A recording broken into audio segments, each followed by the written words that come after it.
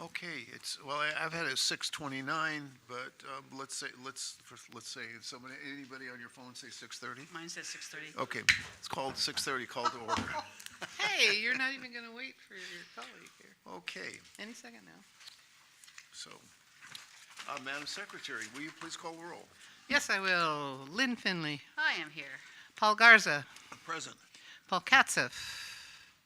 Not yet. Jan McGordy. Here. And Susan Savage here.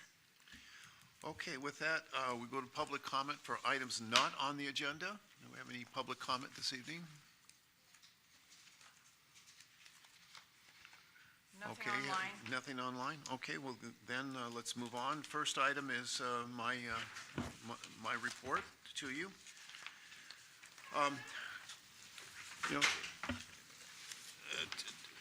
know, our hospital, as I think most of you know who follow things, is that it's 54 years old, and it continues to age and show its age.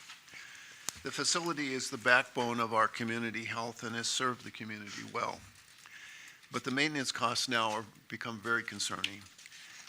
We will have new information about the potential costs of the required maintenance this evening. We need to carefully consider now how to go forward. The size of it is going to be a bit of a shock to us.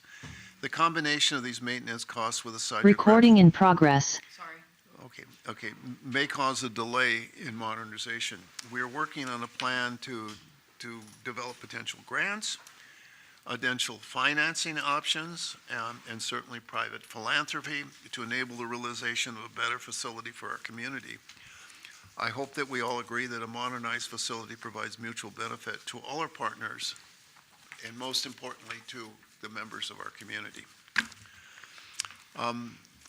Last week, Kathy Wiley and I met with Parker Prigden. He's the new leader of the North Coast Network, which includes, again, our hospital, Ukiah Valley, Howard Memorial, Clear Lake, St. Helena, and Vallejo.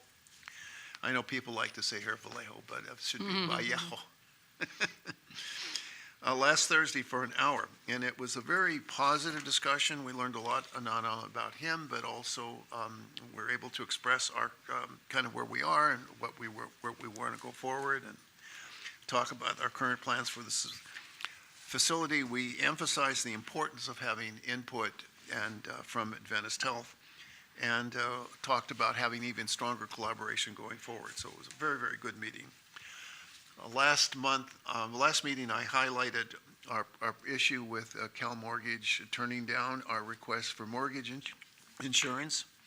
And I followed up with Assemblymember Chris Rogers' staff, and they are now working on that, and I'm hopeful that we will get some good information very soon from Scott Alonso, their deputy, the district director. And in fact, I got an email from Mr. Alonso this afternoon, late in the afternoon, asking for some more information, so I'm confident that they're working on that. Hopefully we'll have some news soon regarding that.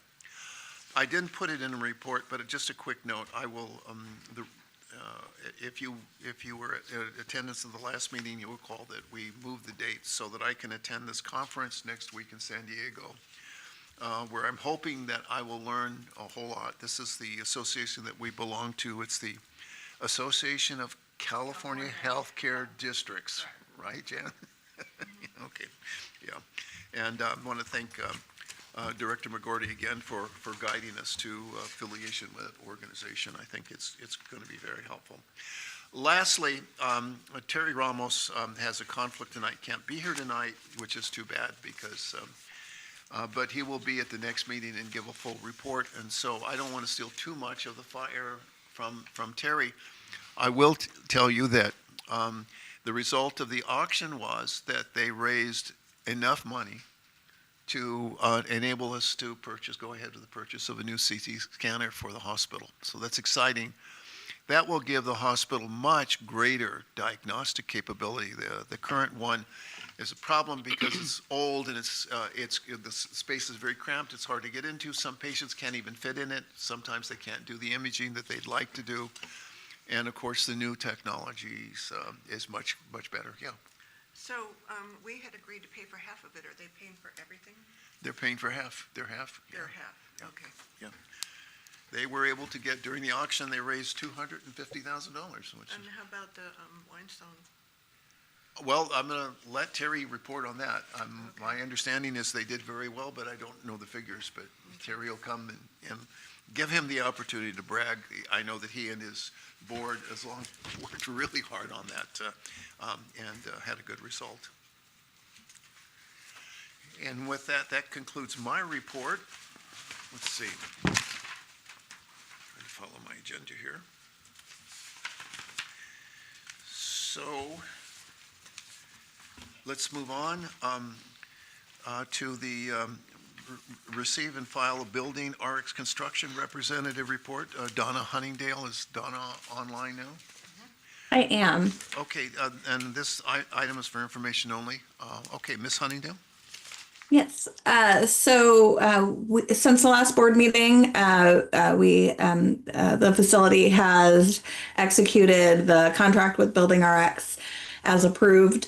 That execution was on the 10th. So we did do a little work before that, but this is a summary of what's been going on since the last board meeting. Listing the services per the Building RX contract and the associated deliverables and the status and planned actions. We have, for coordinating with the district, HCI, and consultants to understand work to date, we've been having ongoing meetings, inclusive of meetings with Kathy and Wayne, Dudley at Devaney, and HCI, summarizing. I've worked to summarize the Devaney proposals and contracts and diving into those details to understand what has happened to date and what's proposed for the soon to come. For the coordination with the CFO and municipal advisor, we've had a couple meetings now with Kathy, Wayne, and the advisors from Wolf Hansen, working to get some information on the potential funding and associated schedule milestones so that can be incorporated into the overall schedule. That is one of the deliverables. And coordinating with the authorities having jurisdiction, met with Haley at get information on the grant program and how the proposals work within that grant program. So that's been going on, pending talking with the utility companies for that information. We've been, Kathy, Wayne, and I have been and plan on meeting each Monday. So that's ongoing, and also ongoing the board meeting reports. So here we are. Deliverable schedule. My intent is to work to get a draft going for the October board meeting. Updating that at the November, reminding that the contract between MCHCD and Building RX is a 3-month contract. So just trying to make sure that we're staying on track with that, and getting you guys the updates as we go. So October updates for both schedule and budget, and looking to finalize at the November Board of Directors meeting. The associated cash flow that needs both of those to be pretty complete in order to work on that will be presented at the November board meeting, along with the authorities having jurisdiction evaluation. I'll provide an update at next month's, and the total recommendations of that, as well as next steps at the November board meeting. And with that, I'll take questions. I have a bunch of questions here. Yeah. So I'm having a hard time reading this report with all the acronyms in it. Yes, not unusual. I apologize. I can work to fix that for next time. Are there any in particular that I can clarify? Well, I think I figured out what you meant by CEO. You mean Kathy, right? Correct. You've got Yeah. And I don't know what HCA, is that HCI? it. It is. And then HAHJ? Is authorities having jurisdiction. So those are all the regulatory agencies that have oversight to your projects. And then So- SPT. Strategic planning team. So that was in my proposal, and so I copied that from the proposal. That right now we're doing it more with Kathy, Wayne, and I as that guiding meeting that is meant for that task. So, and then the schedule, what is the schedule for? So that will give you milestones and dependencies of the different tasks. So for getting through the whatever the recommended action is based on these 3 months. So whether it's the seismic, whether it's the modernization, like defining out where those decisions need to be made in order to keep your district on schedule with moving forward. So you're saying that'll be available in the October meeting? That's like 6 weeks away? A draft in October, and then finalizing for November. And So November- trying and when I say finalizing, I mean finalizing for the deliverable of the contract, but it honestly is a living document.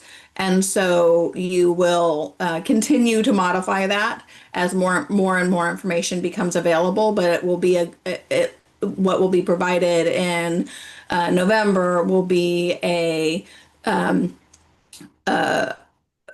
snapshot in time with all the information that we have to date. And then, so November would be our last meeting with you, is that correct? For the existing contract, yes. So that's kind of disturbing to me that we won't know until your contract is over exactly what is going on. And then, I mean, it's 10,000 a month, and these are the only reports we get? Are those three reports that are meeting that look like this with acronym? That doesn't sit well with me. So the reports are just to keep you updated on all the work that's happening in the background, but the work in the background is what the 10,000 per month is for, as well as the expertise that we're able to bring to the district.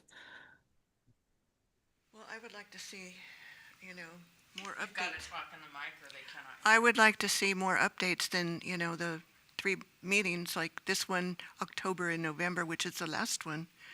I mean, we have a January 26th deadline for our plan, so I'm worried, we were supposed to do this a year ago. So that, we can talk about if there's a change to the contract. But that is I believe, I feel that is an accurate representation of what the contract commits to. Do we have a copy of the contract? Yes, I can get you a copy. It came at the last board packet, and I will say that it is likely that we will have more regular board meetings based on the resolution at the end of this meeting. And I expect it'll probably be every 2 weeks, and you'll be getting much more regular updates than once a month that she's called out here. I would certainly hope so. Thank you. I thought I might have it here, but I pulled the wrong package and put it in my. Ms. Huntington, I would also. Paul, right into the mic. Yeah, I would also request, if you can, you got to remember, this is a public document, so if you could please make this as the statements as complete as possible, so that we don't have to kind of in an alphabet soup with our public, as well as board members. That would be much appreciated. Sure. Okay, any other questions from board members at this point? Well, Just to clarify so that I understand what it is that we're expecting in terms of the draft of the schedule and the budget and the cash flow. I mean, I think that's the detail, correct? That's going to be advising us in terms of what exactly is the timeline that needs to be met, what exactly is the budget, and how and when does the money need to come and go. Exactly. That's what we need. And that this is, we're in process of developing that, and we should have it in hand by November. Does that sound correct? That is correct. That is correct. And just, I do request some acknowledgement of, I've been contracted for 8 days. So we will continue to dive into the details, and we'll be getting more information to the board. Okay, appreciate Got that it. very much. Very much appreciate Yeah, that. that's Go another ahead. question I had Yeah. was, at our last meeting, we were told that you were ready to go the next day, so I don't understand why it took 2 weeks to get that contract out. There was some issues with getting it signed, and I don't, do you remember the exact date? I know she's right, the signed contract was 8 days ago. We've only had, a little over 3 weeks since the last meeting, and she went to work September 1. No, I understand that. I'm just wondering why the contract took so long to be. There were details that needed to be worked out, and it needed to actually be signed. You authorized me to sign that contract. So you hadn't signed it before the 10th? We can talk offline, I can give you the details, but it took a while to get the contract signed, is all we're saying. Donna went to work September 1. I've been reviewing the documentation. I mean, honestly, before even the contract, I've been reviewing the information from first contact with the district. Right? I think it was. I can't remember. I'm sorry, It was a while, I remember, yeah. but yeah. So all the review, there's a, as you know, there's a lot of documentation. And so reviewing that and to understand you guys, all that has been done for the project to date. And that alone is an effort to get up to speed. And then the deliverables are providing a compilation of all of that information into an actionable path forward. So it provides you budgeting and schedule, what decisions you need to make when in order to have success for your project. So will we be meeting the January 26th deadline is my question. Yes, I can Yes. answer that. Absolutely, okay. yes. Okay, any more questions? Move on now to Ms. Wiley, your report. Thank you. So upcoming meetings, as you heard, the California Healthcare District Conference is next week. October 23rd is the next regular board meeting. There may be a meeting in between as we develop information for you. And then October 27th, tentatively a Measure C committee meeting. I've been working with the State Controller's Office to submit the required annual reporting of district finances. The forms actually got completed today, and the only thing that they're waiting for again is our audits, and I think Wayne can speak to that timeline later in his report. I've also been working with Shin Green this month. If you remember, he's the principal for East Shore Consulting, and we've reviewed the county report for 2025 special assessment fixed import report. And what basically we're doing is trying to make sure that the billing is correct for the $144 per parcel tax. And that report is ready to go. The props and measures contract, if you'll see on the consent agenda, with your approval, that will cancel the props and measures current contract effective September 30th, 2025. Robin Garrity has offered a further service that will import approximately 500 voter email address in this district to the MailChimp mass broadcasting service for an estimated cost not to exceed $500. If there is an interest in this service, the item could be placed on a future agenda. Robin has prepared an annual report for board distribution. I was trying to get it printed in color, and I don't have it available, so I'll get it to you tomorrow, and I will post it on the website. And then I wanted to talk a little bit about HCI grant potential awards to the district, and that's on the next page. Just a reminder, it should be HCI, not HACI. Sorry about that. There are 3 award categories. The pre-design phase, as you can see, we the applicant may seek funding for review of as-built conditions, seismic evaluation, materials testing, and condition assessment projects and reports. Category B is the design phase. You can read it for yourself. It's the pre-design functions. And then the construction phase is also eligible for some grant reimbursement. On the back of that sheet, you will see a spreadsheet that Haley, Shetty, and I, and Donna have been working on regarding what are the possible grant requests. And this is very preliminary. It does not include the MTCAP and the geotech analysis. So at the moment, all things being equal and having our audits completed and submitted to HCI. At the moment, we're eligible for approximately $578,000.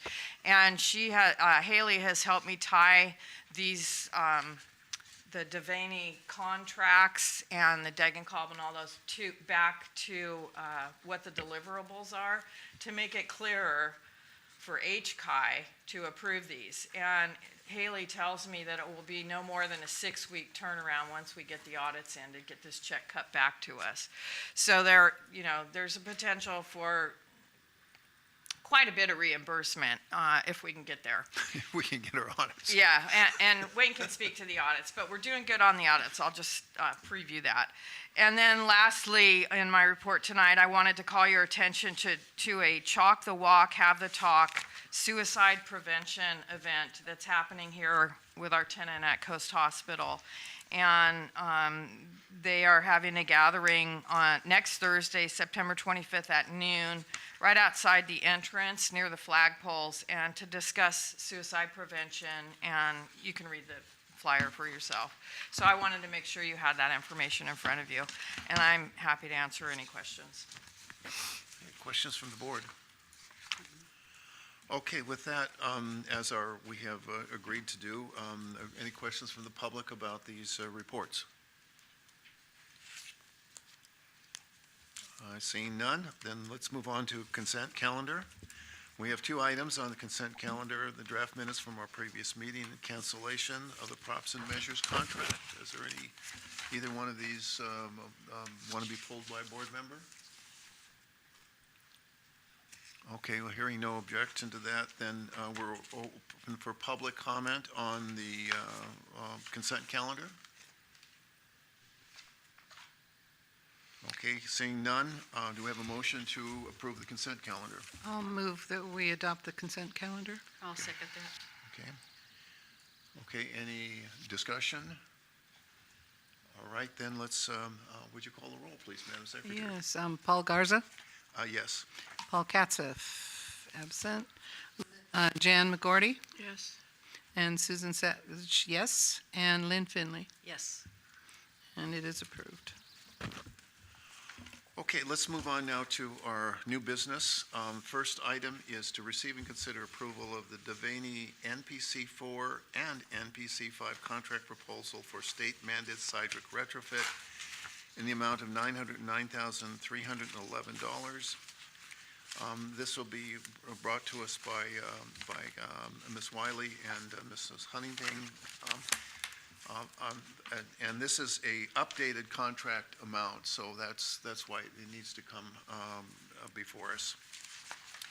Thank you, Chair. We have some actual good news.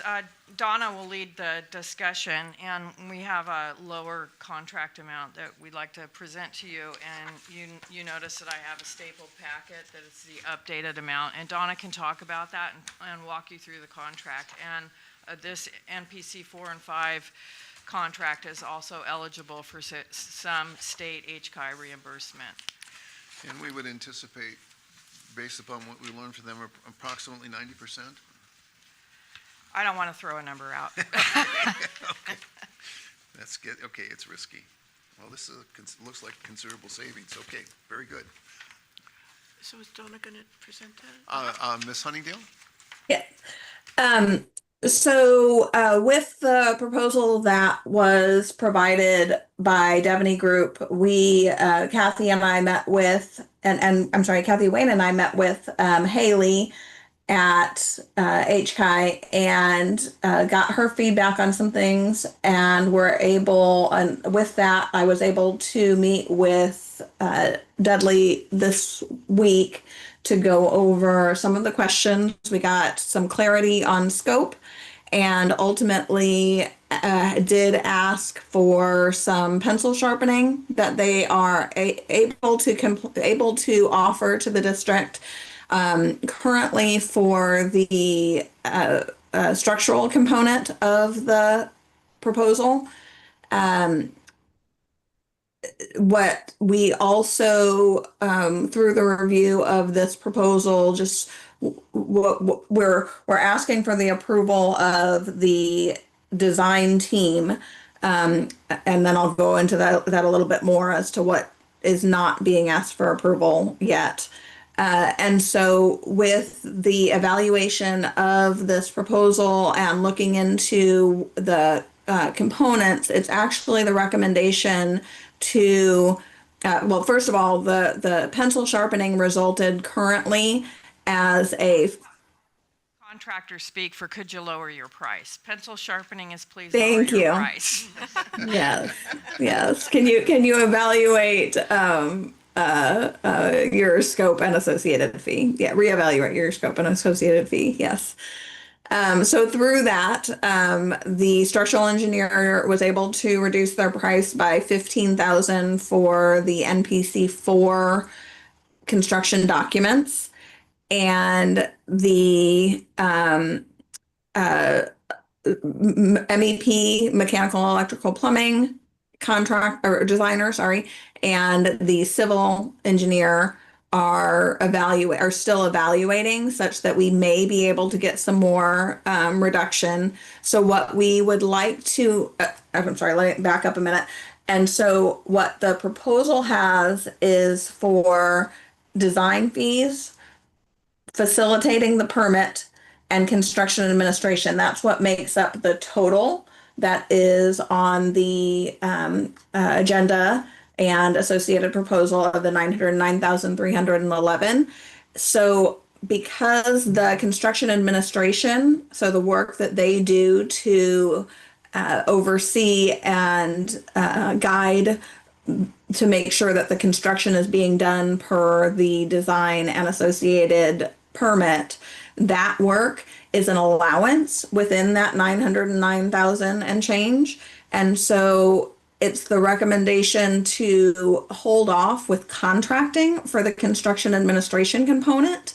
And so if we add up the reduced price from the structural engineer along with the fee from the architect, mechanical, electrical, plumbing, and civil engineers, our recommendation is that the board look to contract with Devaney for 500 for an amount not to exceed 571,943, and that is the sum of just the design and permitting, knowing that the remainder would be at a later date, but not something you need to commit dollars to at this moment in time. What I referenced previously as to what it does include versus what it doesn't include. Again, this is for design fees. In the proposal, it's made clear that there is a survey component that needs to be done by a contractor.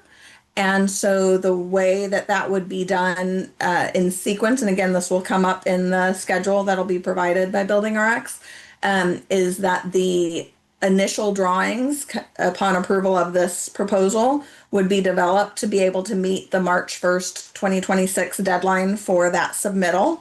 And then as the HCI review is ongoing, getting the contractor to do the survey to confirm the above ceiling scope, and any of the information obtained from that survey would get incorporated into the drawings in what's called a back check from HCI. So once they do their first review and send it back to the designers, the intent would be to have the feedback from the contractor to be able to incorporate into the drawings at that point in time.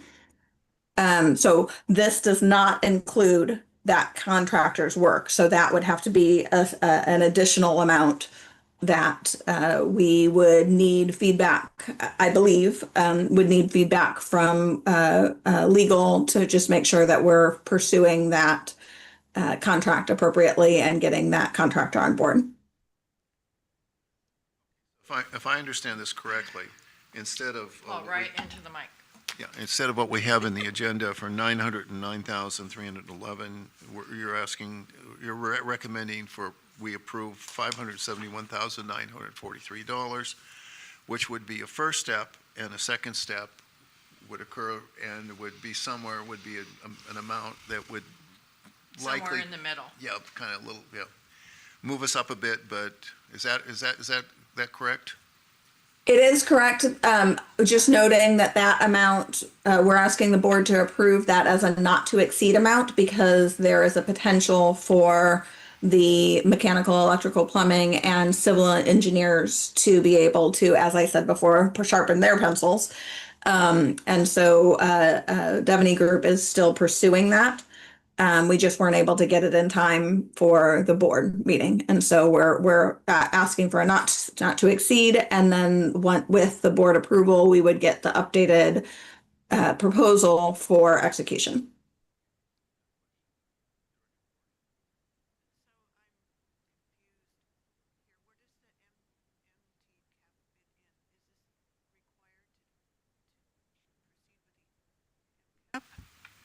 No, it's separate. So the MT cap is for the structural side. So it's for the building structural, like the actual building, not the non-structural components of the building. So this proposal is specific to the non-structural components of the building.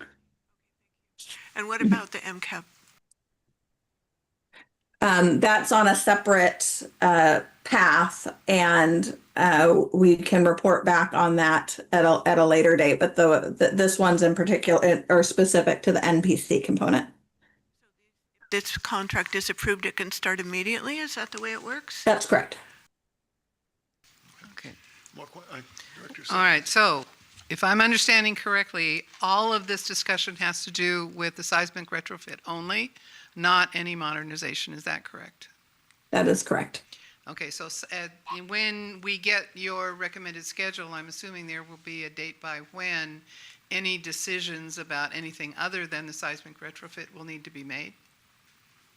Is that correct? Yes, if they need to be linked. So that can be part of the discussion when I bring the schedule in October. But there's potential for them not having to be linked, but I'm still investigating that. And so in October, I would encourage us to continue that conversation then. And one of Okay, the because- examples is that in the ER, and Peter, help me, I think they only need to mechanically attach the sprinkling system to the roof. I don't know what the findings were, but the emergency department. That's correct. The fire sprinkler line bracing is the only thing required in the two buildings that make up the emergency department. My point is that we can accomplish some of those things without a lot of disruption, and if and when we are ready for modernization, then they don't necessarily have to happen all at once. It may Okay, be well, that we my have concern is staged. to make how these two potentials dance together or don't. That if we're seismically retrofitting something that we may eventually be modernizing, I'm Yeah. hoping that the timelines of that are synced so that we're not undoing what we just did. Right. And I'm assuming that's built into some part of this. That's also what we're aiming for. Okay. And you will Because as have far more as information. as far as I understand, we have not made a determination about what exactly we're doing. And it feels to me, the sooner we make that decision, the easier it's going to be for everybody to figure out what we're doing. Yeah. I think you'll have some wisdom on that later in this agenda. Okay, Director McGordy? So this is just for the design, it's not for actually fixing anything, is that correct? That is correct. It's the means to get to that point. So then that would be another expense to do the actual work? Correct. Yeah. And that will be in the budget. That's another part of the component that I'll be putting together is it's more than, speaking frankly, it's more than just construction. There's additional soft costs, there's inspection costs, there's permit costs. There's more costs than just the contractor. And so part of not, again, just speaking frankly. And so that will be part of the information that I'll be bringing forward to you.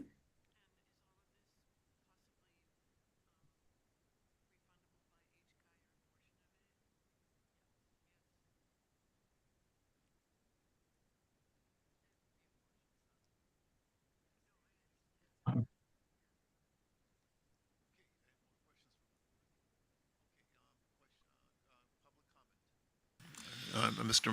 McDonald? I can answer this. I'm not sure if I heard correctly, but are you asking for the board to approve somewhere in the $500,000 area now? Yes. Yes. Yep, $571,943. Procedural question, maybe Norma can answer this. The agenda only lists the 909,000 amount on it. So can we change an amount from the agenda, Yes. upper or lower? Well, not necessarily upper. We're actually lowering the amount. Kathy is right. Yes, you can, as a recommendation comes forward before the board, it is a recommendation. It is the board's discretion to amend amounts, to amend term of contract, to amend what is before you. That holds your discretion at any meeting. It's an excellent question as to, that transparency, but the board does hold the ability to make any amendments. So if it said 900, it does say the 900,000, you guys are approving 500. If you want to extend the term or even shorten the term, you could do that. You could change the name. There's a number of things that you guys have the discretion to do, but appreciate that it was brought up.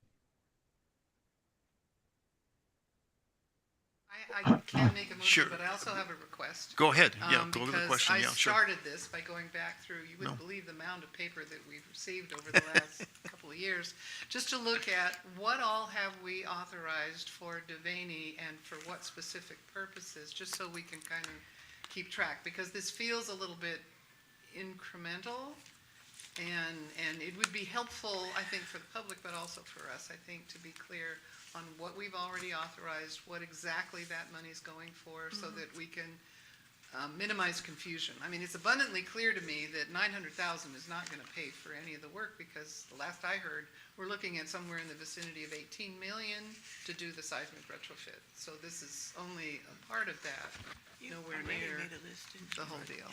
But I think it would be helpful to see that itemization, and I can keep working on it if you would like I'm me happy to share that with you, Director Savage. Okay, if you already have it. Yeah, it's online right here, and I have, what we did is, actually with Haley's help, we went back and looked at all of the contracts and all of the work that was approved so far, and I'm happy to send this to you, but Yeah, that would be great. this shows, when the board did what, you know, even what the invoice number was, and that was how we got to the spreadsheet to get to what is Okay. reimbursable of these invoices. Got it. So I'm happy to send it to you, and I'll post it on the website as That well. would be great. That would be great. Okay. Okay, so I do have a motion. Sorry. If Okay. that's still appropriate. I Yes, would yes, like ma'am. to move that we authorize up to $571,943 for the Devaney contract on NPC 4 and NPC 5. Ray, is there a second? I second it. Director McGordy seconds. Okay, further discussion? Okay, then call the roll, please, Madam Secretary. Okay, Paul Katzef, not here. Jan McGordy. Yes. And Susan Savage, yes. Lynn Finley. Yes. And Paul Garza. Yes. Okay, we are approved. Okay, next item is a very important one. Originally, we were talking about potentially approving this projected calendar. But I've had a couple of discussions today and yesterday, and it appears that doing that would be premature. I think it's very important that we take a good look at this, but there's a whole lot of work that needs to be done still, I think, with what I guess the expression is truing up the numbers and exploring this a little bit more, and there's some complications involved in that. It's a but so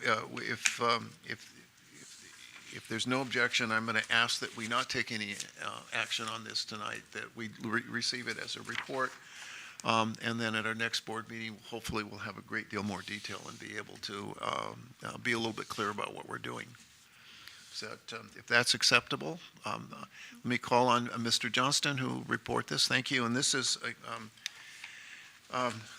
this is receive and consider approval of projected a calendar for the 2027 Adventist Health Capital Expansion Plans and cost estimates.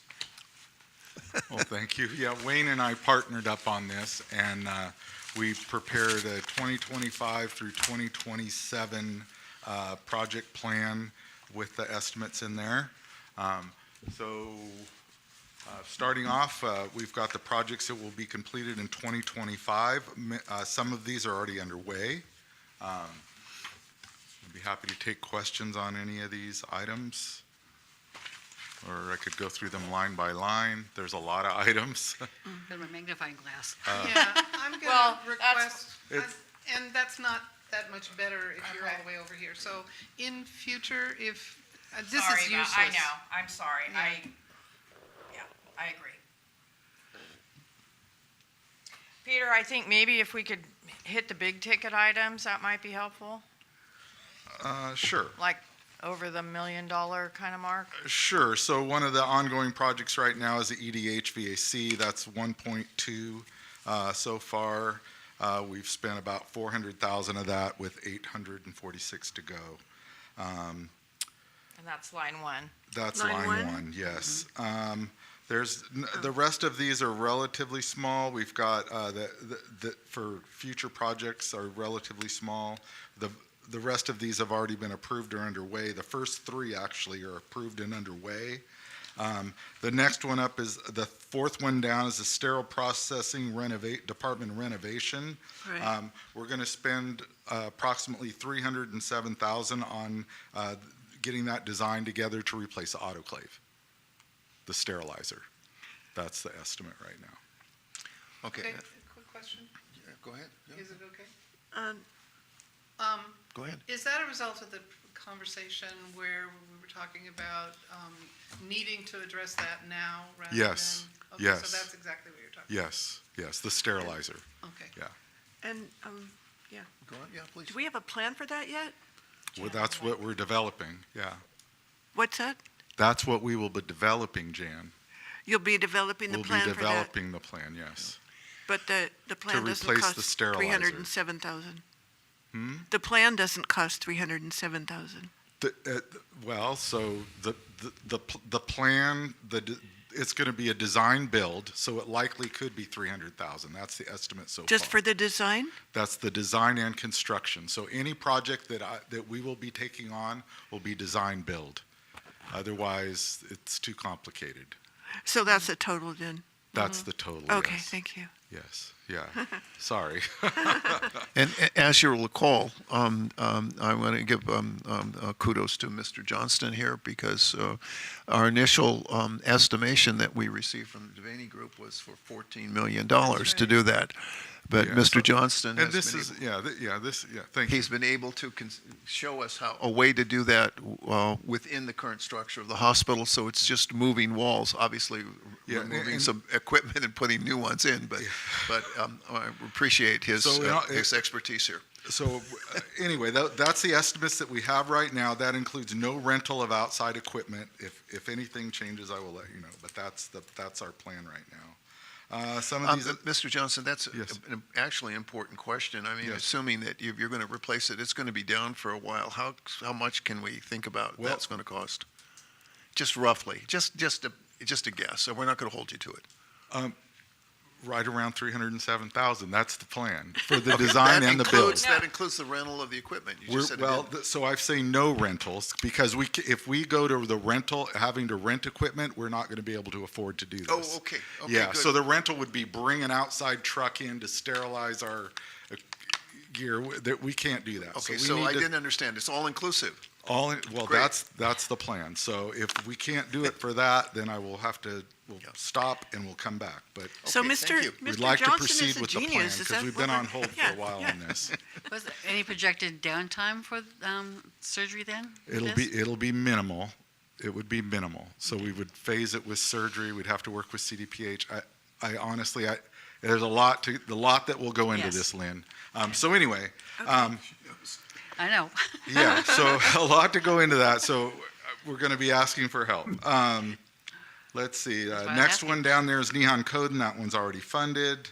And I believe the rest of these projects in 2025 are already ongoing or funded. Moving into 2020 projects that will be concluded in 2026. We've got the fan coil replacement project that's already funded and started. The door replacement project, we're about a quarter of the way into that. The IT network infrastructure and paging equipment, that is listed down right now as $6.65 million. Yes. We've been having some conversations with IT and the folks that are going to be implementing Epic, and we're going to sharpen our pencils. However, that is the number that is Wayne and I reviewed from the Cummins Group.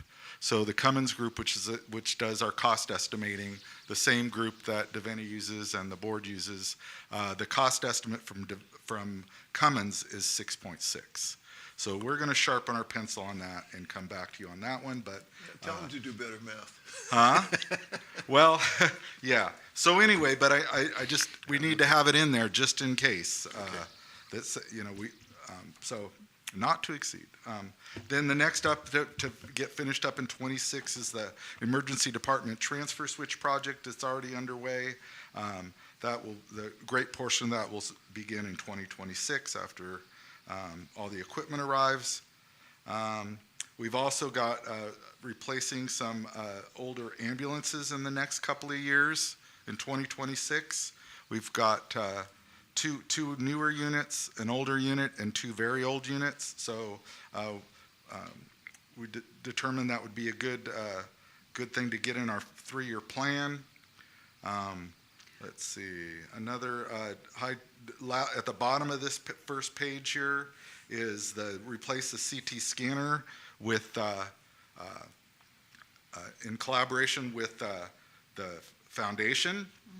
So there's $350,000 to go with the foundation's donation to get the installation and permitting and all that has to happen. And that'll be in 2026. That ought to time out just about right when the equipment will be ready. Let's see, I'm just going to go look for any high dollar items here. And that was about, we've got replacing window frames. That's about, replacing window frames. We've got a new service provider, a new provider that is going to be starting up in next year, may require some additional equipment to serve patients, which is an enhanced ultrasound machine for doing the procedures and providing the care that he will be doing in 2026. So we're looking forward to that coming up. Where is that? That is right after replacing the windows. I don't see the windows. I'm sorry, you guys, on the It's too- small It's just print. impossible, I can't see it at all. Windows. About halfway down the page, Peter? Oh, you're on the, thanks, Peter. Oh, thank you.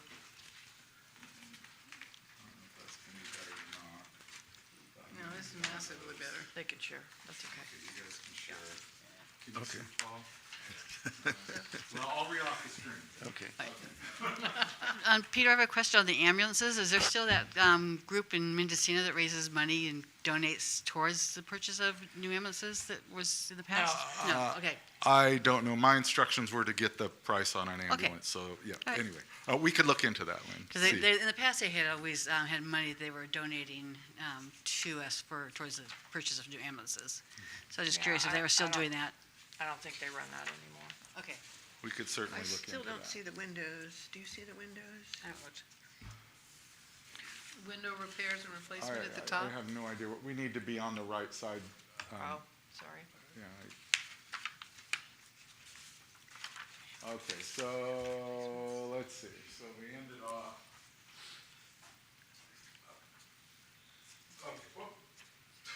Here's the window, sorry, here's the window replacement. Okay, so we got the, yeah, so there's the windows. The ultrasound machine was right below that. That was the, Oh, I found it. Okay. okay. All right, and then, okay, so So what let's else? see, that was 350, add electrical outlets. Okay, scroll on down. Scroll on down.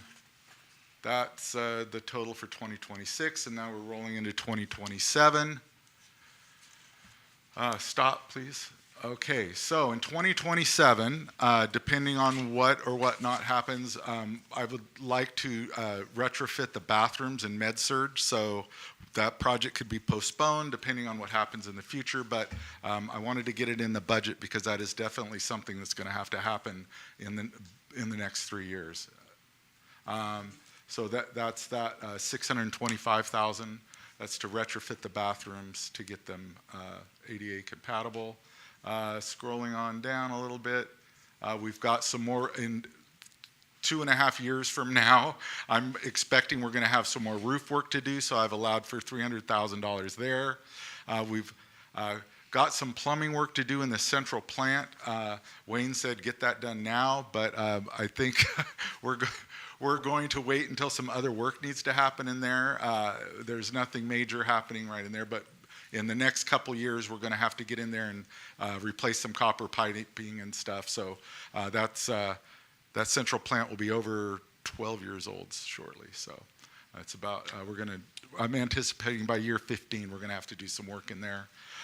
Scrolling on down, we got in 2027, I'm anticipating that Caltrans and FAA will no longer accept our unlit helipad.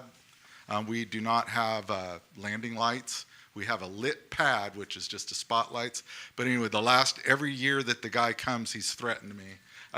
that he says, you guys are doing night landings here? So anyway, we're very safe. However, I believe the rules are changing, and they're going to want to have lit perimeter lighting around the helipad so that they can hit their target a little better.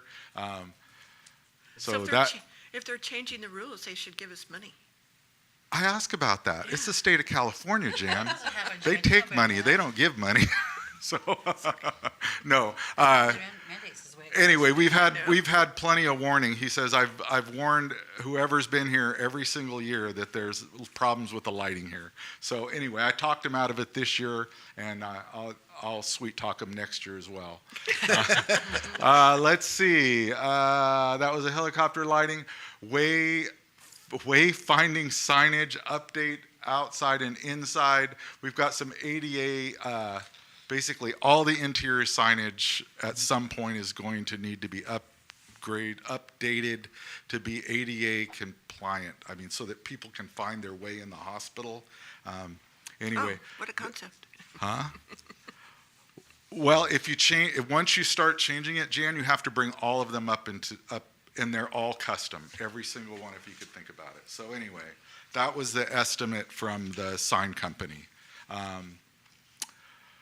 Let's see. I lost my spot. I see if I can be of somewhat help. You've got a Well- major item here with the MRI scanner to be replaced in 2027.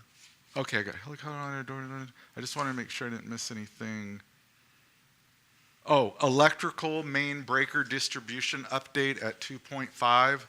So that's anticipating 2 years from now, we're going to have to do something with our the PG&E incoming service. So I'll be working on plans between now and the next couple of years to get a scope of work and put that out to bid to come up with a plan for that. But anyway, we were unable to do the solar project due to the age of our switchgear. So that, Okay. yeah, that it's going to come up. There's a main breaker in there that is hard. Good lucky if we could find one. So anyway, we have to plan ahead. So in 2 years, we're going to plan on doing some major electrical work. Also, the parking lot and walkways in the main hospital are turning to gravel. I think we could make it a couple more winters, but by the third winter, if we don't do something, it's not going to be savable. Anyway, that's kind of an expensive. So anyway, some of those bigger ticket items may or may not come to fruition depending on what happens with the other plans the district board is making. But that I'm going to keep on the steady, full steam ahead here. Next up, right after the parking lot, we got the MRI scanner after the CT. The MRI is not used as much for diagnostic, immediately diagnostic as much as the CT is. Like CT is used from the emergency room. You might go to CT to find out how to save your life. MRI is more of a scheduled procedure. However, we would like to schedule replacing the MRI. It's at its end of life, so we've estimated that at about $2 million. But who knows? Maybe we'll get some donations between now and then. Then right after that, the kitchen HVAC, that was slated 5 years. When I first started here, we were going to do the kitchen HVAC along with the emergency department HVAC. When we got the price tag for the emergency department HVAC, we canned the kitchen. However, at some point, the kitchen's going to need to get its heating and ventilation taken care of. That's the cafe, the kitchen, the surrounding areas. Anyway, so we're limping along there. And in 2027, also we're hoping to consider maybe some enhanced door access or security for the facility. And let's see, that may or may not be required by then. Suspended drop ceiling, I put some money in there, depending on what work is going on around the hospital. Much of our drop ceiling, that's the suspended drop ceiling, is may or may not, we're limping along on that. There's a lot of bent suspended ceiling and compliance issues. So anyway, we're limping along on that, but in 2027, we want to get the bent T-bar taken care of, and hopefully we'll get through a Joint Commission survey without any ceiling findings. Pharmacy is going to need some new heating and air conditioning in 2027, going into 28, so I've got that on there. Make sure our kitchen walk-in continues to run well.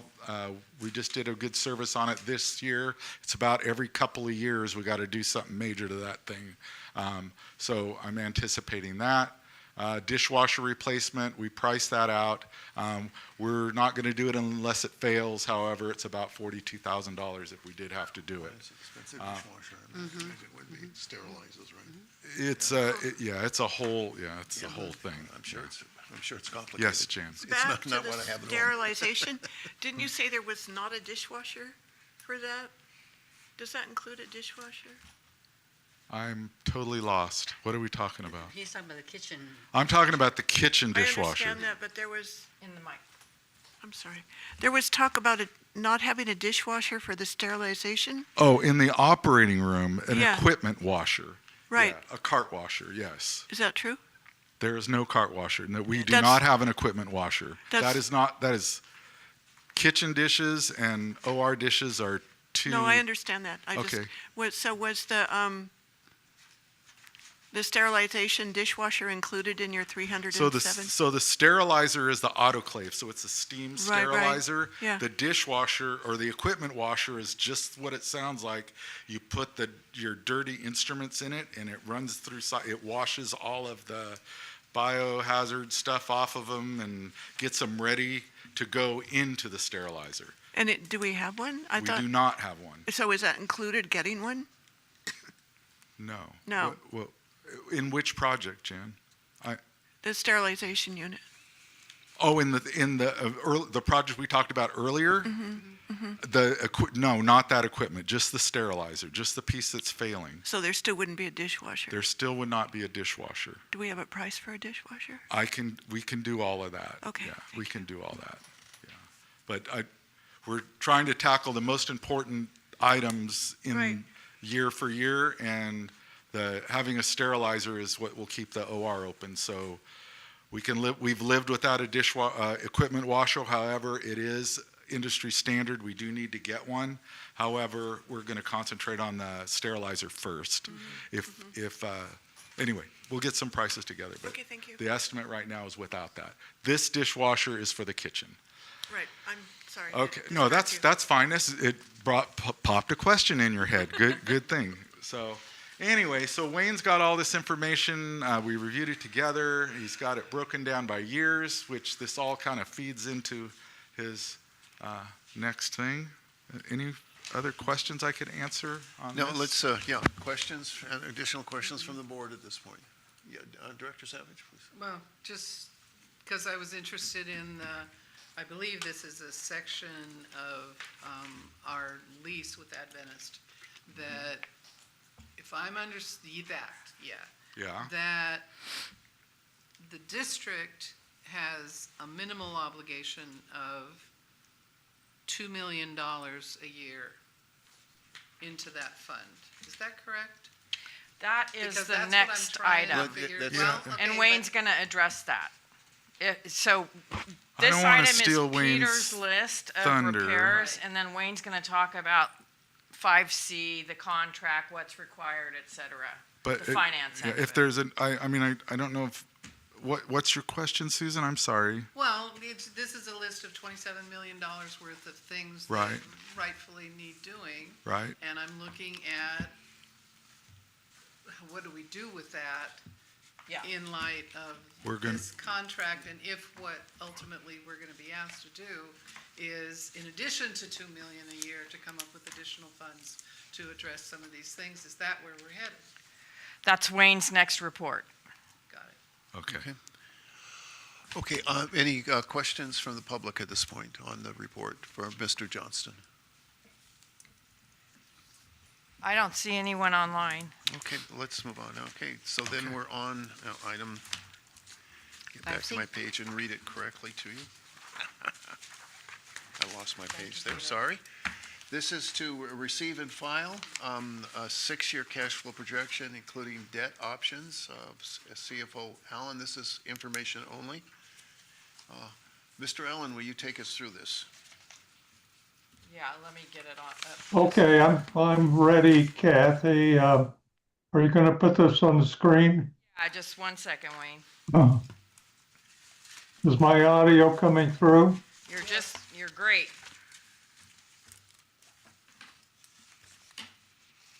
Let's start out with this little cover page. I want to remind everybody about the two funds that we have. And this is a page right out of the lease.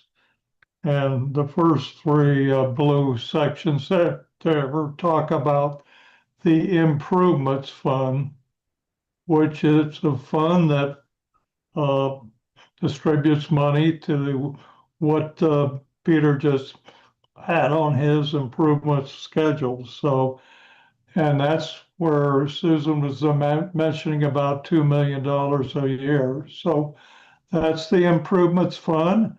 We have, and a following sheet, I'll talk about dollars, but want everybody to understand that that's the improvements fund, and it's in, we have funded it, and it's in Adventist Health custody and maintenance.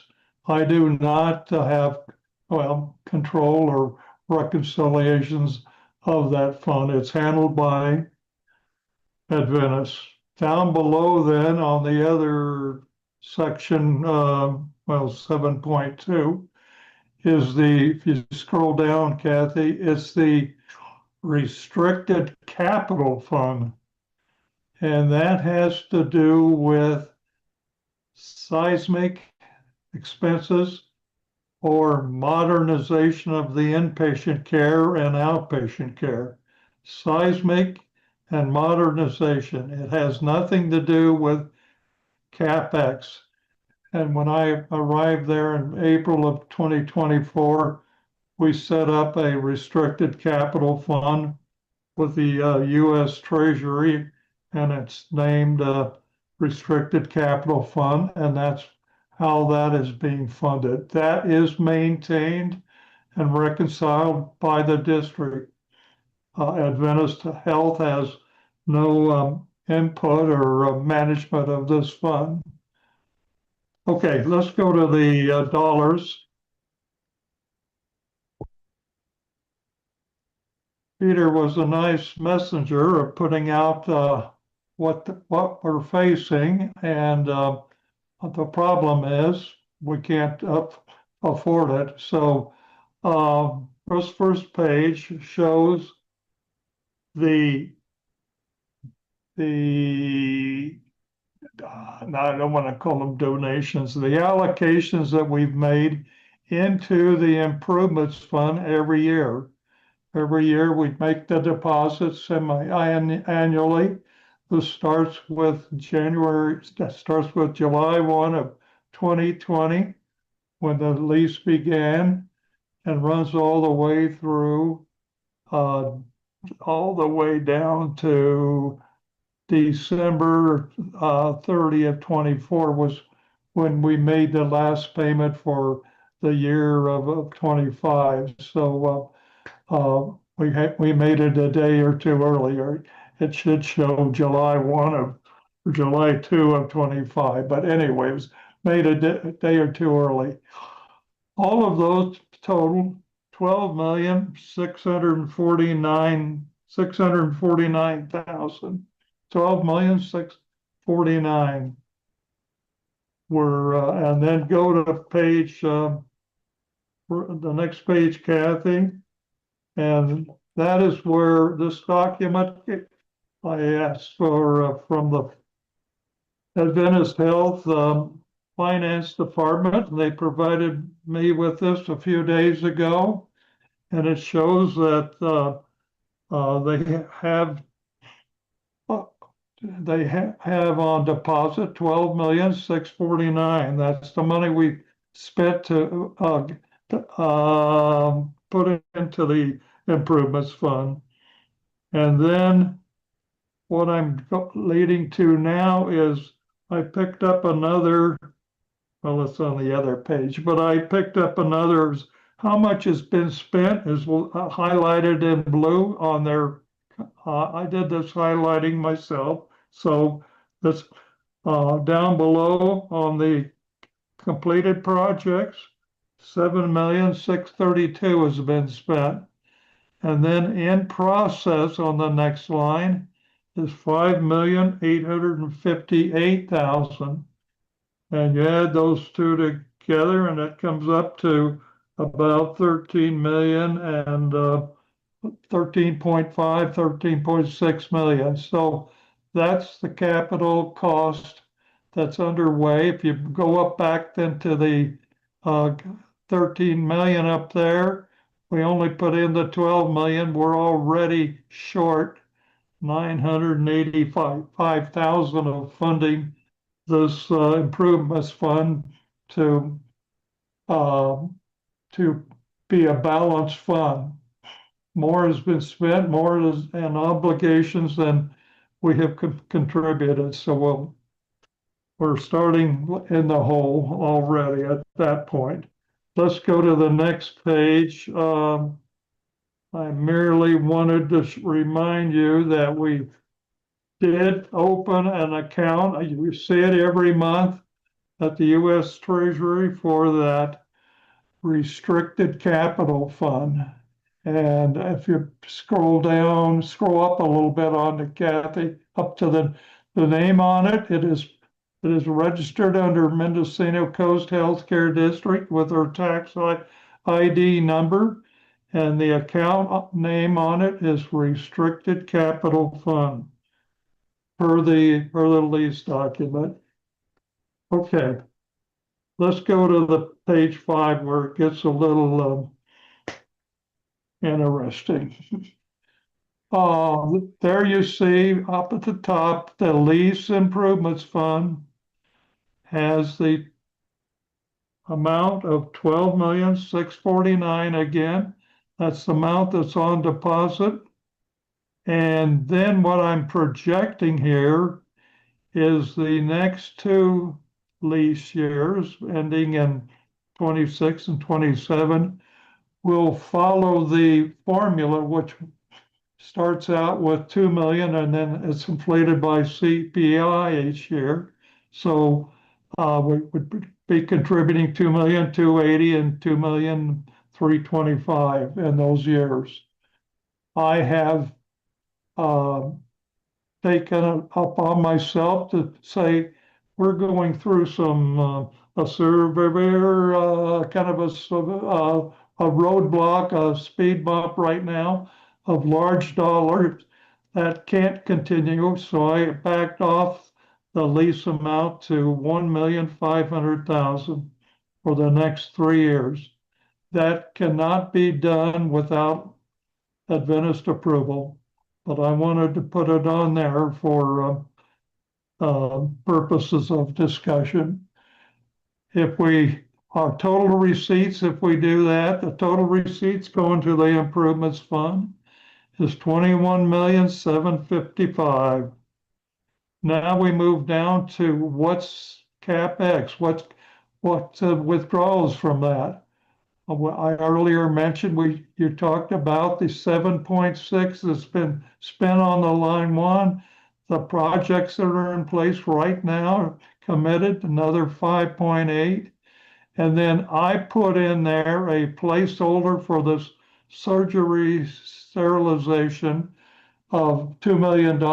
It's probably way too low, but I at least wanted to get a placeholder of some amount of money in this calculation. So it's 2 million I put in there. And then in calendar year, you just heard Peter ask for 10,981,000. And 26 and 27, he asked for 13,153,000. And then the next 3 years after that, I used the 1.5 million would be expenses.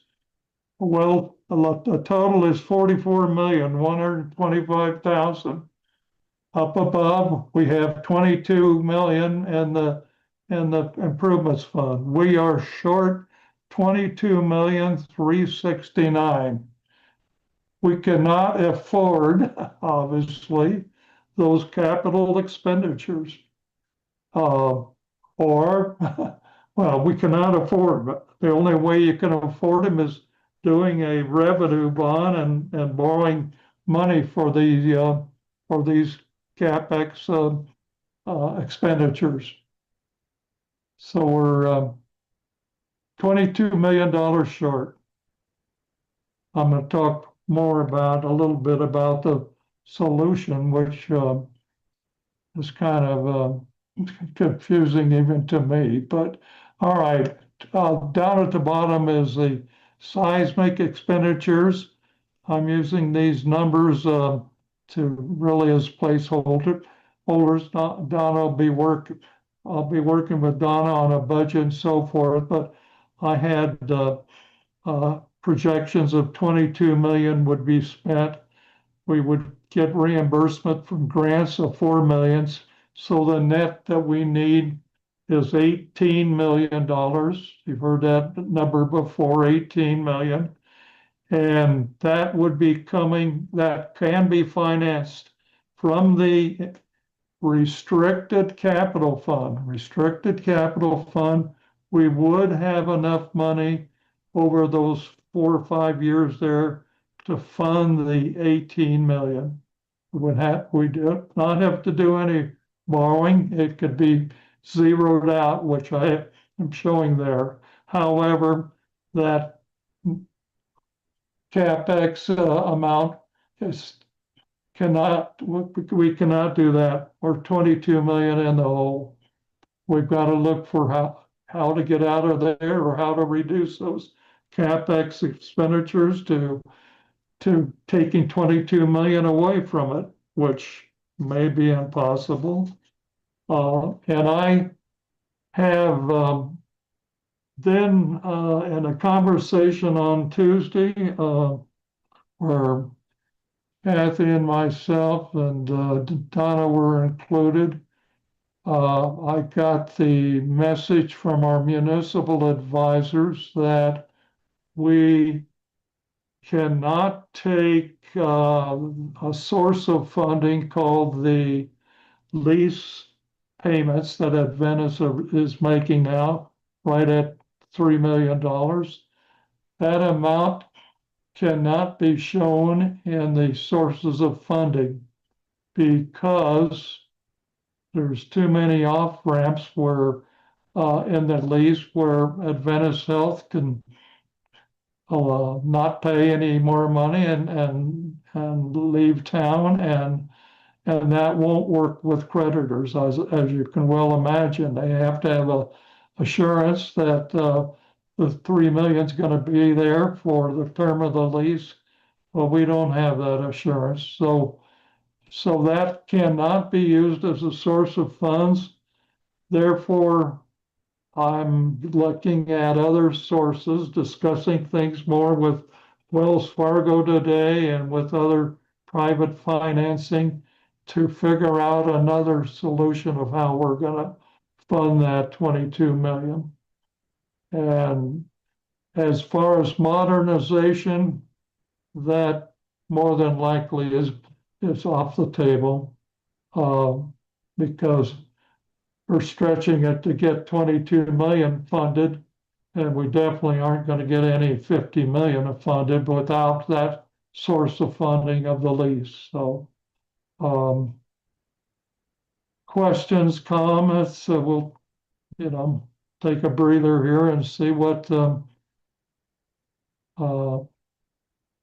it's a terrible situation. I had a long discussion today with Paul, and think he fully understands it, and we got a lot of work to do to figure out the right decision, and Adventist Health is going to have to get very active in our discussions. Okay, it's not good news, but questions for Mr. Allen? So I just am trying to understand, so they wouldn't count The lease income. the lease income? That's the problem? Yeah. Who wouldn't? Our The lenders. The lenders won't count that? Well, they say that whoever takes on the bond would not be willing to count it because there are release clauses in the lease. So it's not reliable income for a traditional lender. How about a non-traditional? Well, that's something we're looking into. Yeah, that's what we're going to have to look at clearly, and we're going to have to, a number of things we're going to have to do. I still think we have to somehow find a way this is very disturbing because I think we all got to the point where we're having to do a great deal of work. We thought we had a path forward. And now we've been hit with the maintenance costs that have upset the apple cart. I still believe we're going to have to find a way to do modernization. But if, I know that some people will think immediately, whoa, let's go out for a bond. But if you were in, most of you weren't around at the time, but when we looked at the bond a few years back, the most we thought we could get out of the community at that point was a maximum of $20 million. And so that doesn't really fix the problem. And in order to get enough money from a potential bond, we'd have to triple the rate of assessment on property, on parcels, and I don't think anybody's going to go for that. I mean, I can't imagine that. So we're going to have to, as I said in my opening remarks, I think we're going to have to look at everything. Private philanthropy is something that we're going to have to emphasize, and I have talked with the foundation about it. They're willing to sit down and develop a plan to do that. We've got to look at other sources, federal and or state, if they're available. There's some possibility, for instance, with the MRI machine. If we can justify that would create an expansion of services and potentially create more jobs, we could potentially have that funded by the EDA. But we'd have to show that it's an economic development move as opposed to it. So I know you've got a lot of questions. I know that Director McGordy has looked a little bit at USDA and has done a little work trying to understand what might be available there as well. Boy, it's very frustrating. I'm sorry to say. Okay.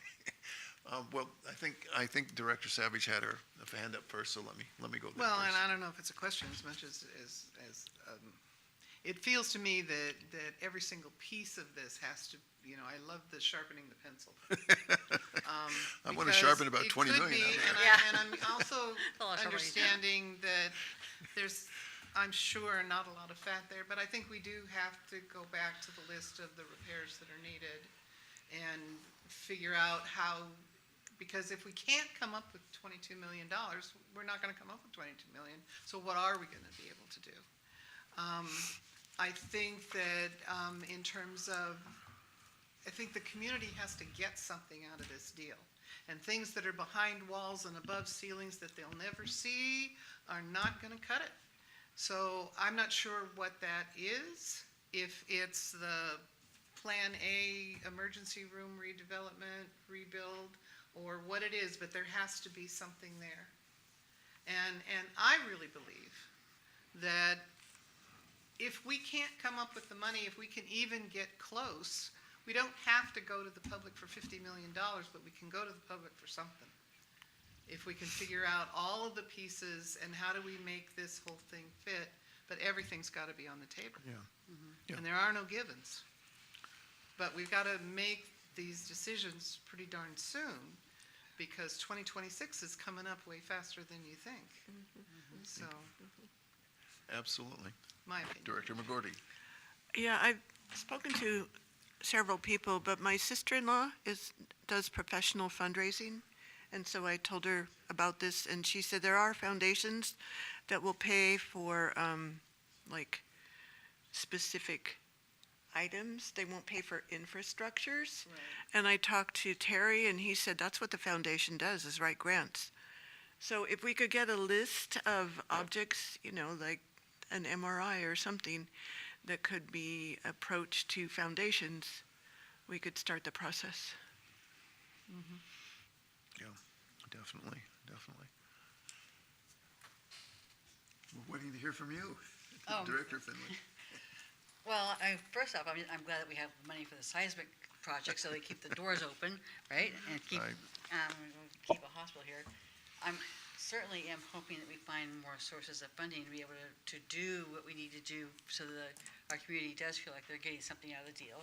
Because I understand they can't see what's behind the walls, but they have to understand that is what's keeping the doors open and keeping a hospital here on the coast. Yeah, but that's an academic, Yeah, intellectual I know. argument. That's I know. Yeah. I know, but I'm just, I think we still need a lot more information, and we have to do a lot more digging, and we have to sharpen a lot of pencils.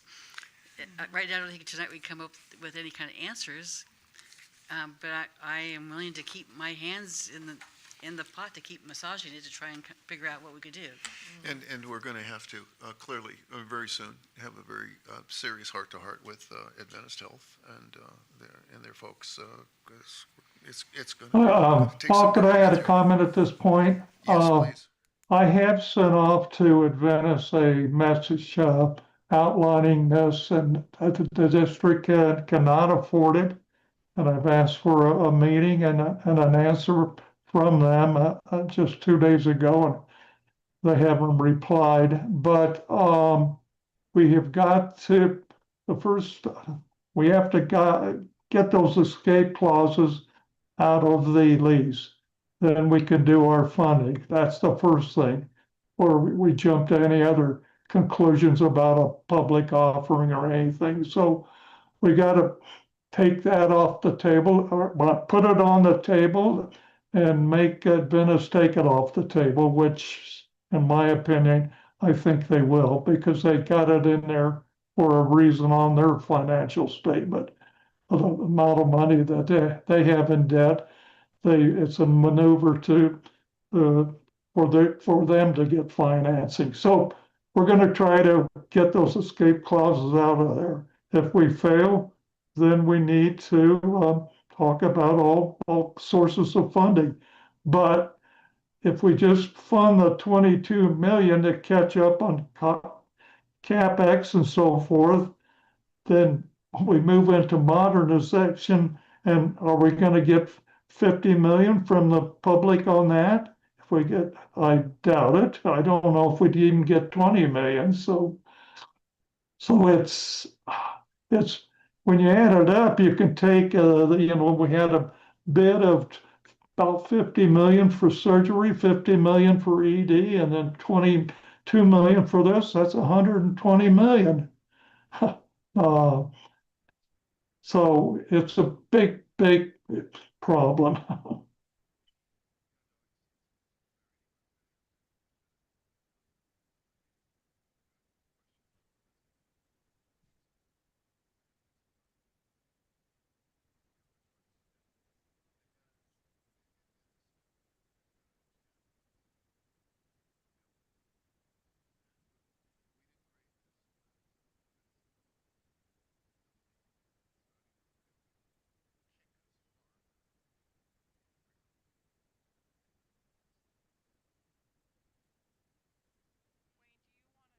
About, or mention why 6 and 7 are actually dated Well, they're pages. faulty because they assume that we can get into the market with the lease payments, and that's not the case. So they're not valid. So Pages 6 and 7 of his Oh, packet, okay. they are no longer correct because we had this, Wayne put this information together before we knew we could not use the lease income. Okay. Okay, so at this point, it's, again, Yes. disappointing, but are there questions from the public? Nothing online. Okay. Okay, let's go on to our last item of business. And Do we need to accept the treasurer's? oh, yes, CFO? you're right. Let's Okay, accept the so I Thank you. would Thank you very much. Move that we accept the report. Well, we haven't gotten to the, Yeah, this was just receive and file. Right. yeah, this is just information on. Well, but Information we only. have, we've got that in the agenda, but we have prior agreed that we would approve the treasurer's report. That would enable public comment. Yeah, Oh, we that's- haven't that's gotten to 5D. 5D Ah, yet. okay. Hold it. That's hold it, 5D. hold it. Okay, okay. We're not My approving. apologies, my We're apologies. accepting, You are is my correcting me. Thank you. understanding. On the agenda, I think to your question, 5C, the recommended action is none. It's information only. Right. Okay, so then Okay. let's go on to the receive and file check register, actual versus budget, treasury bill inventory portfolio, and summary of cash values dated Got it. Okay, 8/31/25. that's the one that we're gonna accept. That's, Okay, yeah. I get it. okay, let me start out with the check register. The only item at the top is we had a large interim billing from the auditor of 7,500 or 7,250. And that's really near the end of fiscal 21. We'll wrap that up. And then as far as forecasting when everything will be done, I have to keep moving that schedule back because back in the beginning, 4, 5, 6 months ago, I was told that the auditor had everything that they needed. Well, they had nothing that they needed. And just a week ago, I've been working on 3 weeks to get 2 years of statements out of the Bank of America and finally got them a week ago. So they're now in the auditor's hands, so they can go to work on that. So probably audit won't be completed till October 31st, Halloween. So put it off another 6 weeks there. They just did not have the information, and a lot of gaps in it, and terrible situation. So anyway, the other thing on the check register is this down near the bottom, this company called Streamline. That's our website vendor, and that's the annual payment. It's not a monthly payment. It's the annual payment of $5,460. Okay, page actual versus budget. Kathy is the first sheet there is dealing with the operations account. And there were a lot of zeros in the actual column because those vendors did not bill during the month of August. And so the total amount is 14,166 against a budget of 25,000. So we're under budget, but that's, like I said, it'll pick itself up hopefully in September and October. And then that would be the only comment on the operations. And on the second page, the capital fund account, where I'm allocating 75% of my time, a little bit of the bookkeeping time, and then about 50% of the last 2 items, office expense and community expenses, go into this budget. And once again, it's under budget because of what I said earlier. So that would be the case there. Let's go to the inventory on portfolio on the restricted capital fund.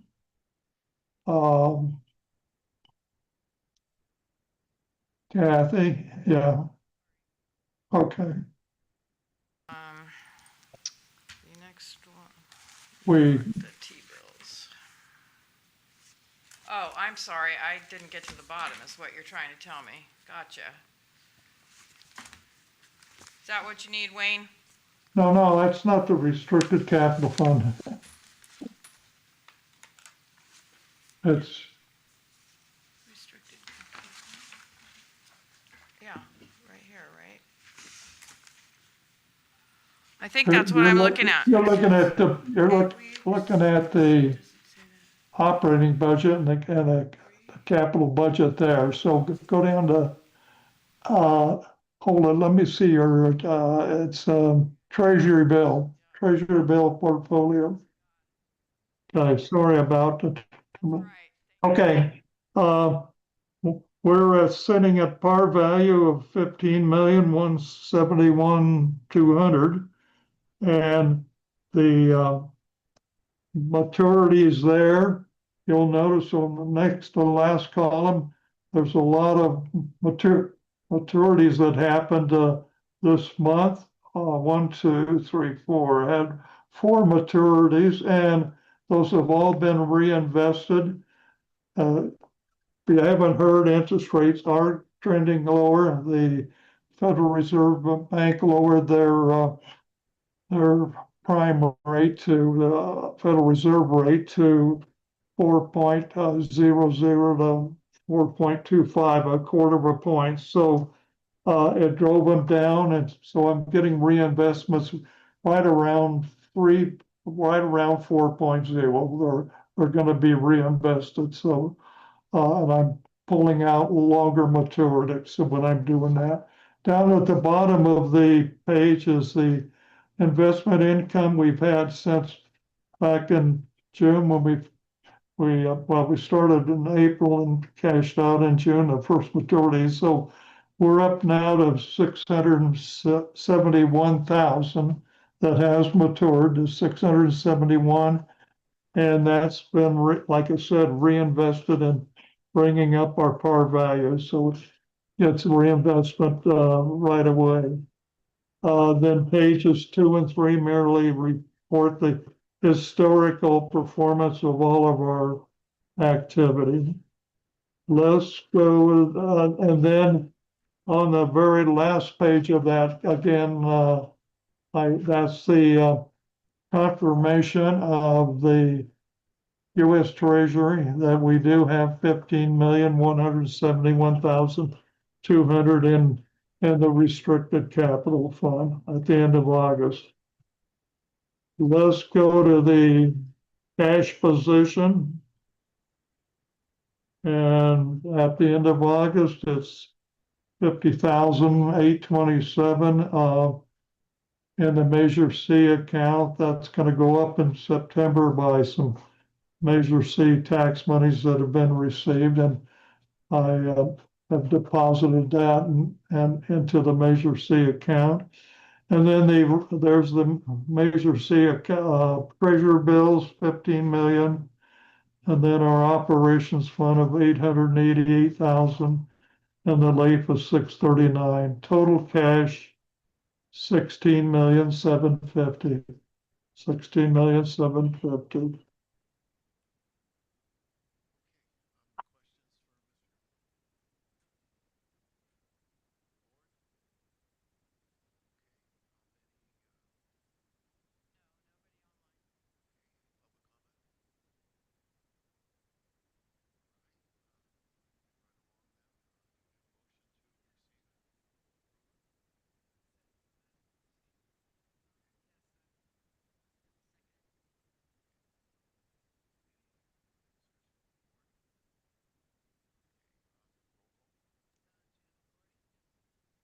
Susan Savage, yes. Lynn Finley? Yes.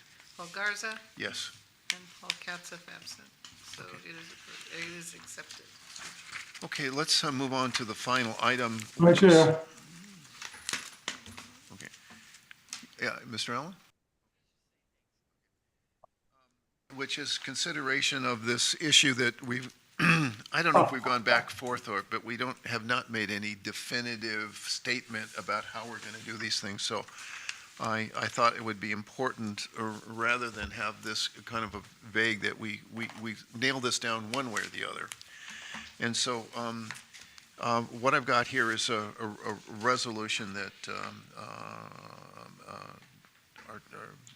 our administrator, Ms. Wiley, has worked on with the attorney and some other folks to potentially clear this up for us. We've had the discussion that seismic retrofit and modernization matters should be deliberated by the full board in irregular or special board meetings. And we have also, of course, been doing this through planning meetings, planning and finance committee meetings. And so we think that those probably should be placed on a temporary hiatus until we can get through this. The standing and planning committees are both established by the board and bylaws that are composed of 2 board members and 6 community board members. They serve as advisory to the board. Seismic clients is a statutory requirement. All directors share equally fiduciary and legal responsibility.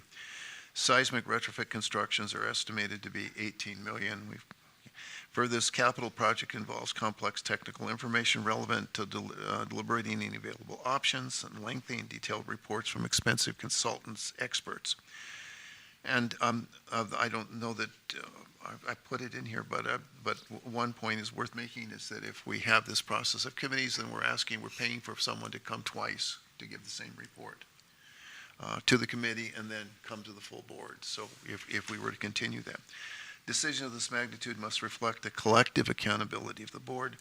Financially, retrofit and modernization will involve the commitment of significant public funds, including district reserves, which far exceed the scope typically handled by a committee, and therefore, I am arguing at least, it require full board oversight. Equally important, transparency and deliberation is essential to public confidence. Meeting as a full board ensures compliance with the Brown Act and demonstrates to taxpayers who directly fund these projects that the district is making decisions openly and responsibly. Multiple meetings are on subsets or portions of these critical topics obscure rather than enhance public understanding. These issues always carry a major strategic implications, since seismic retrofit choices are inseparable from modernization efforts, clinical operations, and tenant responsibilities. Balancing these competing interests requires the full board's judgment, not that of a subset. So with that, as my report of, I think we should begin the discussion of whether we want to approve this a resolution or not. Director Savage. Okay. I think this is really helpful to clarify what we were trying to do previously with this notion of committee of the whole, is that all decisions relating to seismic retrofit, et cetera, or modernization would be dealt with by the full board, but it feels a little bit to me like we're throwing the baby out with the bathwater, because it then sounds like every single decision, even including, I guess, the really important work that I believe the planning committee did on the process for getting bids and information and establishing that process, it feels to me that there may be things along the line that would be really helpful to have a committee kind of do the homework on behalf of the board and make a recommendation, rather than assuming that we're going to temporarily put them on hiatus. Seems a little bit over the top, and I'm not sure what the thinking was with that, or if there would be an opportunity for the board to make the decision that we would like the standing committee to do this, or we would like the finance committee to do that with the direction of the board, rather than saying that every single decision is going to be a full board decision, which might not be the best use. We always have the option of going back to committee if we feel it's needed. And Chair, I would add, I did think that through a little bit. You always have the option for ad hoc appointments as well. So if you have a specific task, hey, Lynn, go figure out lender something. Lynn and Susan, Lynn and Paul, Lynn and Jan, Lynn and Mr. Katzef, ad hocs can be appointed to do some of that work that would be the filler work, or like Mr. Garza says, it doesn't preclude the committees from meeting for specific projects. The idea was to get the expensive consultants to come to the full board meeting. Exactly. And it's not to preclude the work of the planning or the finance meeting. Yeah. Okay, And as you recall, we kind of went there that way already when we made the decision that we would the things would come to the full board, but the planning committee, which I serve on, would handle an RFQ process. Right. Yeah. So the other consideration of this is because the planning committee, I mean, finance, I think we had kind of had hopeful thoughts of having public members, but the planning committee has some really important public members that their input has, my view anyway, has been really, really helpful. That an ad hoc committee isn't necessary, and I'm not even sure if you can do an ad hoc committee with public members. I don't even. yeah, you can. It's just Well, the public members. But then what you're doing is you're essentially recreating Let me what you finish. already have. The ad hoc committee, if you bring public members onto it, then it's Brown Act. That's the only difference. And I would argue that with Mr. Blaisdell and Mr. Maroney, there's no reason why we can't have them here. And we've pretty much seated them in our workshops as well and asked them to. But, I just want, my intent here is that we have clarity. And it's a board decision. You folks have got to, but we've kind of gotten back and forth, and every time we go one direction, people were, oh, well, are we doing this or are we doing that? I'd like to be clear. And it I would be agree. very helpful to Ms. Wiley that it's absolutely clear. I think it's abundantly clear. Yeah, And okay. go ahead. Yeah, yes, Director McGordy. Yes, so my understanding was the purpose of suspending our committees was to have all the information before the total board, right? But I expected that we would be having more frequent board meetings. So I was kind of concerned that we haven't had a meeting since our last meeting that would inform us what was going on. I mean, that's 3 meetings during the month of the committees that could report to the full board. So unless we are planning on meeting more often, I couldn't support suspending our committees. I can address that, I think. Donna took, literally Donna and I have been working together since July. She came on board September 1, even though we had a contract signing thing. And it took Donna and I and Peter and Wayne between the last board meeting and today, actually we were talking today about it with Devaney about their pencil sharpening, to get here where we can say, okay, here's what we think is the playing field. And now we start to drill in. And I believe that you will have board meetings every 2 weeks. And if you'd like, we could schedule one right now. Because now we're going to have action items for you to start considering, because now you understand the lay of the land. And so that was my reasoning, that you wouldn't have necessary, you wouldn't need the planning and the finance, because we will be having more frequent meetings. And the only reason that we didn't have one between now and then is we were getting Donna up to speed with Devaney. And if you want, I suppose that the last sentence, therefore it be resolved, standing planning and finance committees should be on temporary hiatus. You don't need to have that in your resolution if you have a bellyache about it. Okay, well, and it's not necessarily a bellyache, necessarily. It just feels to me unnecessary. And Okay. I think it precludes the helpfulness that the existing committee structure already has built in. We don't have to have those committees meet monthly. I believe the bylaws calls for Quarterly. Or is it quarterly or something? Is a helpful part of our structure, and after so long to get that structure semi in place. To put it on hiatus, it seems to me completely unnecessary. So I would support this with that line being deleted, and that we are going to have and continue to function with, I agree with you completely, more board meetings to make sure that we're up to date, even if it's to report on progress and it's not a finished process, would be really helpful so that people feel well informed and part of the process to make the best decision that we can make. My opinion. Okay. And I want to point out that part of my rationale for trying to move this forward was because you have very much brought this to our attention on many occasions and expressed your concern that you weren't getting everything that you needed. So I wanted to make sure that you as well as every other board member is getting everything they need. So, okay. So, where are we on this at this point? Okay. Well, we need to go to public comment before we go out, but I just wonder if we're close to consensus on this. Or- I have no idea until Okay. I haven't heard what other people think. I think take that one line out, and so we still can have function of the committees once a quarter if we need it. I mean, because there are other things we could be working on besides just the seismic and modernization of the hospital.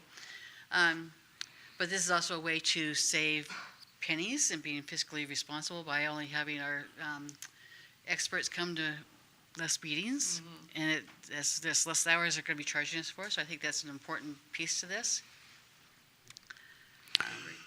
But I think that taking that one line out was important too on the Okay. resolution. Okay, let's go out to public comment on this if you think it's appropriate.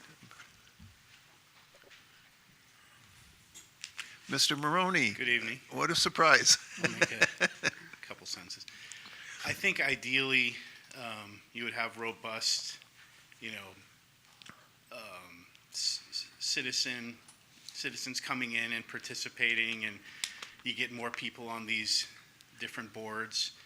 And it could be really important to have that. I think it's kind of like you're sailing a ship and you're hitting rough waters right now, and you're kind of like, okay, let's batten down the hatches, really focus in on it. So it kind of makes sense to streamline it and have it be, have everyone here be at the same time, because I think there was some issues like, well, what happened at that meeting? It should be something that I think if it's not able to happen now, that can be robust later, and having these different committees, because they are important. But I think that I understand. I don't think that it's less transparent having those meetings. I think that was kind of mentioned, like maybe it just gets kind of confusing because not everyone's there. But I think it's more transparent because there's more meetings and more data, and people can go to those meetings. But perhaps at this time, it does make sense to streamline things in and really sail this ship, because we're hitting a little rough waters. But I did want to bring in that it is important having citizens on these committees, such as myself, but other people should be brought in, and having them have the ability to vote is really, having them feel like they're being heard, and that's kind of important too, and bringing in a lot of different voices. But maybe that hasn't been as successful as it could have been. I think that there was a lot of good work done, and there could be a lot of good work done. So it's something that you can keep in your back pocket, like you said, like if we need this. But right now, we got some rough waters, so sail well. Thank you. And that is, as I describe it, from the most committed member of our public, serving on 2 of our committees. Okay, any other public comment at this point? Anything online? Okay, then let's go back for further discussion and potential motion. Are you ready for a motion and then discuss the motion? Is that the word you want? Yeah. Okay, I would like to move adoption of this resolution with the omission of the sentence about standing plea and planning and finance committees shall be temporarily on hiatus. Just strike that. That doesn't mean that we have to have them every 5 minutes. That can still be a determination facilitated by the chair of the As standing needed. committees, et cetera. But I think that's premature. Okay. And what I would also suggest is that we should be in the practice of, when we get more important information, doing it, again, adopting the workshop kind of format for those. I think it's really critical, because it's a little bit more open, and we have a little bit more freedom at that point too. Is Okay. there a second, though? I don't. I'll second that. Second, Okay. okay. Lynn? Any further discussion? Okay, hearing none, we're ready for a vote? Okay. Susan Savage, yes. Lynn Finley? Yes. Paul Garza? Yes? Paul Katzif, absent. And Jan McCoy? Yes. Okay, thank you. And with that, we are now at comments from the board on anything that you want to discuss, or especially if you think there's something that needs to be agendized for a future meeting. No, I think we need to discuss the next meeting, though. Yes. Yeah. I was just looking at your calendar, if you're done with comments from the board. I believe, okay, so October 23rd is the next regular meeting. So I know that Susan is out of country September 9. However, I don't know. October 9. I'm sorry, October 9. Right. I don't know how available you would be to have a meeting on October 9. That one would be tough because that's a in-the-air travel day, but if we could play around with another day, it's possible, as long as I have internet, and I don't know that quite yet.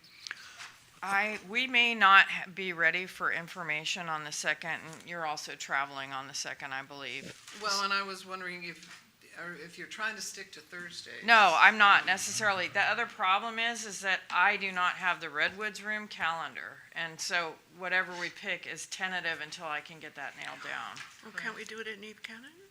Well, the other problem is my tech support here. And so, and that's, these guys really helped me get this broadcast for the public. It's much less convenient to do in the Neva Cannon room. So Is that I would right? prefer the Redwoods room. Okay. Oh, does the 8th work? Does it who? I'm sorry? The Wednesday, the 8th, or what's your, You'll have to check. That does not work for Wayne's schedule. Okay, That's all the right. one day of the month he's out of town. okay. Okay, well, Is it how about the Tuesday, the 7th then? We'd be ready That's- the 7th. I mean, it's better than the second. Yeah, no, I think the second would be unreasonable, given some of the things that we need to get, and I'd like to come back, at least be able to share with you some initial discussions with Adventist Health, and that doesn't give us time to book that, so. Is the 7th a possibility? I mean, I can accommodate the 7th if you can. I just don't know the Redwoods room schedule. So So what- tentatively, we could set it for 5 o'clock on the 7th. So that's And plan A. tentatively, What's plan if- B? Assuming that I can get internet access, we'll see what happens. Okay. And what time zone I'm in, and I don't even know that yet. Are you still doing your regular meeting on the 23rd? Yes. So B2, does, We're good for that one, for sure. you're good for the 23rd, does the 7th, do you know? Okay, so we'll have to confirm that with Marshall too. Okay. Or are you telling me, no, I can't? You know, just because I have, I'm gonna be traveling. Oh, okay, so he's our 5th board member right now because I need him in the room. Well, how So, about the 6th? well, maybe, Marshall, what do Fridays look like for you and your team? Usually good with the 10th. Again, I'll be out of. You'll be gone? So that week of the 6th probably isn't good for you? Monday? It's going to be our longest board. I guess my next question would be just how often am I gonna need to plan on you guys having more than one meeting? It's likely going to be for the next 2 months at least.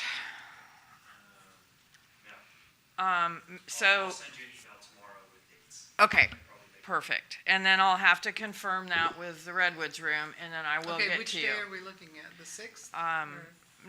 We really don't have a date yet. I need to get with him. That's good. So you'll get back to us, I will, and we'll try to have something before the 23rd. absolutely, yeah. Okay. Okay, do you want to look at any other dates after the 23rd? Oh, into November? Uh-huh. Oh, that's a good idea. November 6th will be 2 weeks after the 23rd.